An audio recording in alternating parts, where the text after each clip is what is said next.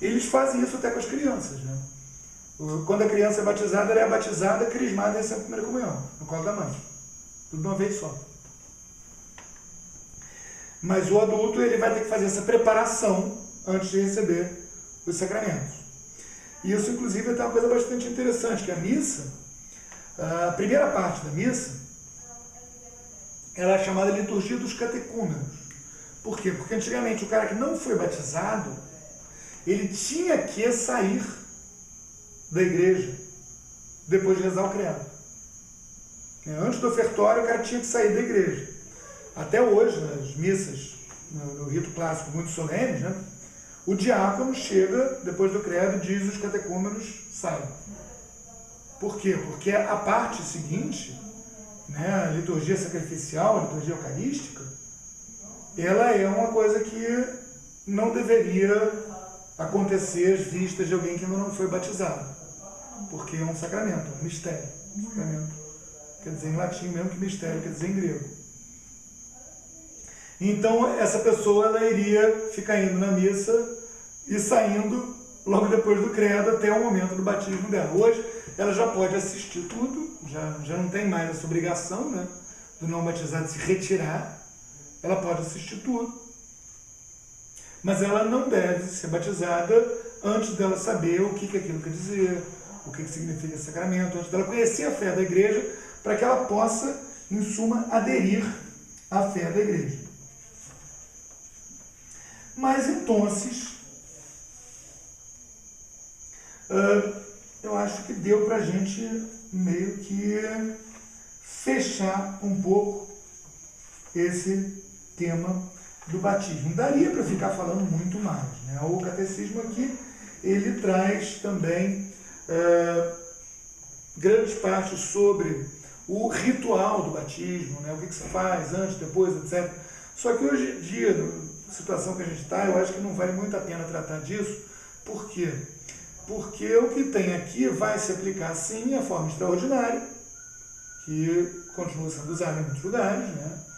Onde mesmo a gente tem normalmente essa aula de catecismo, batismo que é ministrado lá, na forma extraordinária. Então isso daqui vai se aplicar perfeitamente. Mas para o pessoal que assiste pela internet, para o pessoal que não está presente, eu vou estar falando de coisas que eles não vão presenciar. Então eles correm até o risco do cara depois chegar para o padre e não fez tal coisa, quando na verdade ele está seguindo simplesmente uma outra forma, né, que é o rito novo, que é muito simplificado, tiraram um monte de pedaços. Em geral, até hoje em dia se enfia o batismo dentro da celebração da missa. E com isso se perde, infelizmente, uma série de coisas que tem um sentido simbólico muito bonito, mas que eu acho que não vale a pena muito a gente aprofundar nisso, porque acaba sendo uma coisa que vai criar mais confusão para muita gente, infelizmente, do que uma explicação realmente aprofundada. Mas está acabando aqui a nossa hora. Vocês têm perguntas? E a consagração? É o que? A consagração? Consagração Nossa Senhora? Não, a consagração por exemplo, se uma criança ela é consagrada em uma outra religião antes de ser batizada na igreja católica, tem algum? Olha, basicamente, no batismo, aquela pessoa deixa de existir e passa a existir outra. É por isso, inclusive, né, que é muito comum que os espíritas, por exemplo, façam uma cerimônia que alguns vão chamar de batismo, outros vão chamar de consagração, outros vão chamar por outros nomes, de iniciação, etc. Mas que eles façam questão de que a cerimônia seja feita depois do batismo. Por quê? Porque eles têm consciência da validade do batismo. Então, se faz aquela iniciação, no caso do centro espírita, por exemplo, uma consagração no centro espírita nada mais é do que uma consagração ao demônio.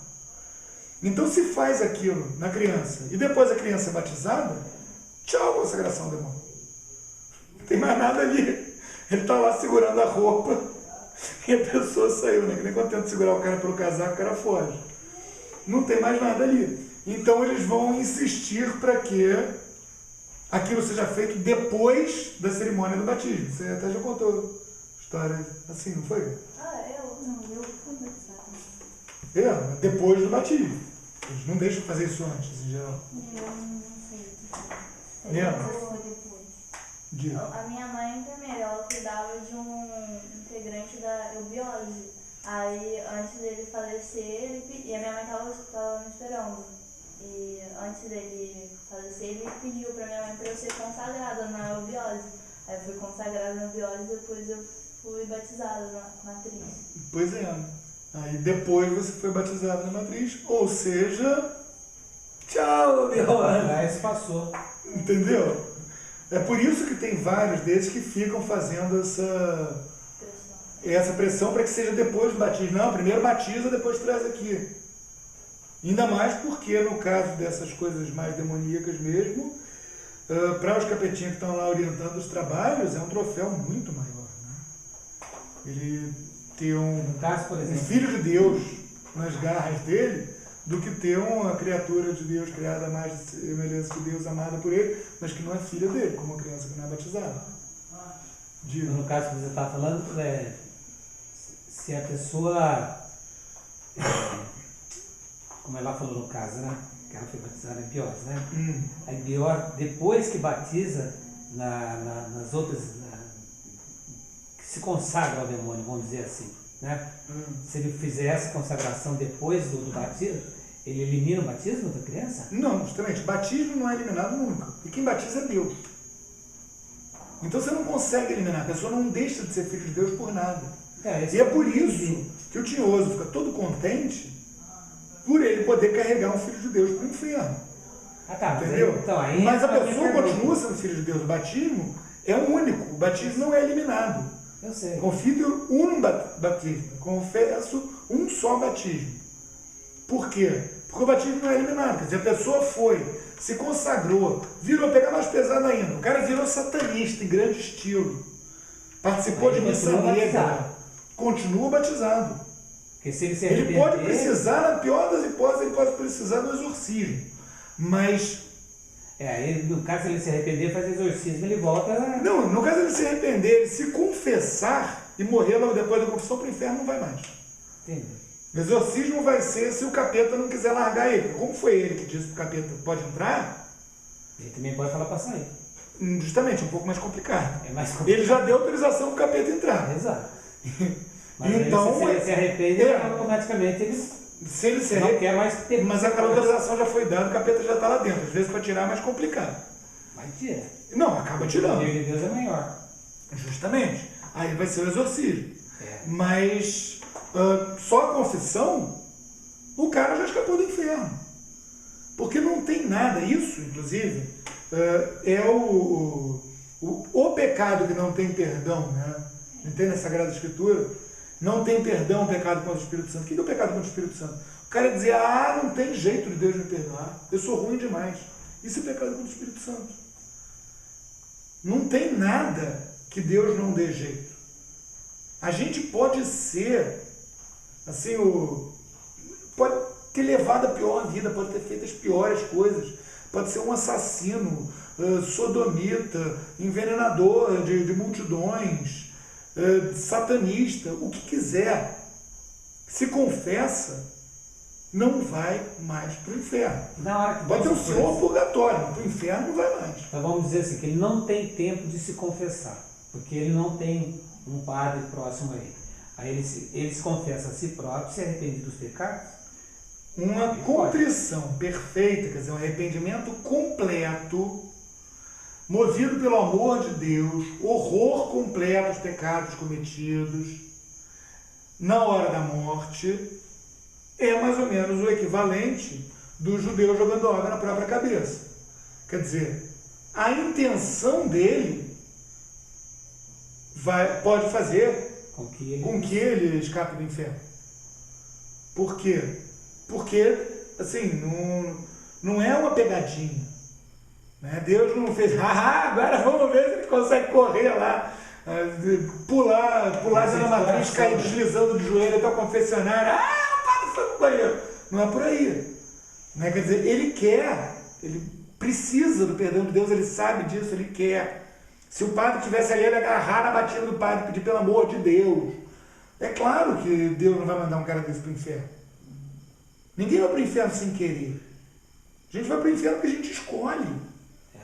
A gente pensa, não, peraí, entre a graça de Deus e esse prazer agora, esse dinheiro agora, essa fama agora, essa coisa qualquer, essa criatura qualquer, criatura prazer, criatura poder, criatura dinheiro, criatura fama, entre o céu e isso, eu prefiro isso. Quer dizer, está escolhendo. Você sabe que aquilo não dura. A beleza. Poxa, tá aí, moças bonitas. Beleza, moças bonitas. Volte daqui a 40 anos ver se vão estar fazendo as pessoas assoviarem quando passam na rua. Não. Quer dizer, a beleza, ela não dura muito. O dinheiro. É lindo, você tem um túmulo desse tamanho, monstruoso, um caixão forrado a ouro, fede igualzinho. Não dura. Nada no mundo dura. A graça dura. Tudo passa. Então, a pessoa faz a escolha por uma coisa passageira, por uma coisa temporária, e joga fora que é eterno, ela fez a escolha. Deus não manda, diz, não, isso daqui, isso daqui vai para o inferno. Não. Deus permite que a pessoa escolha o inferno. Deus permite que a gente tenha livre-arbítrio. E é, infelizmente, o caso, né? A gente frequentemente faz a escolha errada. Mas Deus também nos dá como voltar atrás no sacramento da reconciliação, a confissão, que a gente vai tratar numa outra aula, porque a aula seguinte vai ser da confirmação da crisma. Depois que nós vamos continuar seguindo o sacramento, vamos tratar do Santíssimo Sacramento, que aí vão ser várias e várias e várias aulas. Depois a penitência, a reconciliação e a extrema-unção, São dos Enfermos, vai ser o último. Para depois nós partirmos para tratar dos mandamentos. Mais perguntas? Não, tranquilo? Então, louvado seja nosso Senhor Jesus Cristo. Louvado. Em nome do Pai, do Filho e do Espírito Santo. Amém.